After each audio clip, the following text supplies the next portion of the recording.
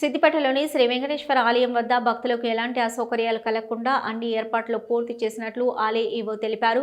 భక్తులు స్వామివారిని దర్శించుకోవడానికి ప్రత్యేక క్యూ లైన్లు ఏర్పాటు చేసినట్లు అధికారులు తెలిపారు. సిద్దిపేటలో ముక్కోటి ఏకాదశిని పురస్కరించుకొని జిల్లాలోని శ్రీ వెంకటేశ్వర ఆలయాలకు ఉదయం నుంచే భక్తులు పోటెత్తారు. భక్తులు శ్రీ వెంకటేశ్వర స్వామివారిని ఉత్తర ద్వార దర్శనం చేసుకుంటున్నారు. స్వామివారిని ఉత్తర ద్వార దర్శనం ద్వారా చేసుకుంటే సకల సౌకర్యాలు కలుగుతాయని అర్చకులు తెలిపారు. సిద్దిపేట దుబ్బాకలోని శ్రీ వెంకటేశ్వర స్వామి ఆలయానికి భక్తులు పెద్ద సంఖ్యలో తరలివచ్చి స్వామివారిని దర్శించుకుంటున్నారు.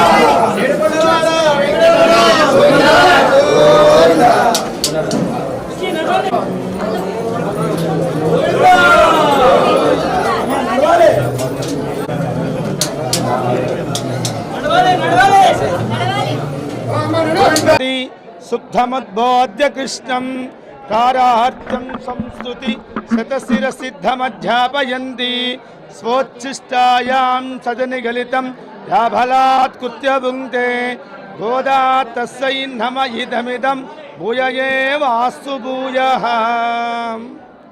ప్రియ భగవద్బంధువులారా, స్వామివారు నారాయణమూర్తి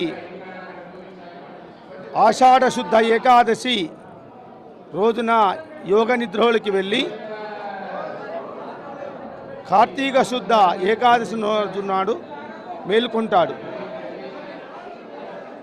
అదేవిధంగా ధనుర్మాసములో శుద్ధ ఏకాదశి ఎప్పుడు వస్తుందో దానినే ముక్కోటి ఏకాదశి, వైకుంఠ ఏకాదశి అంటారు.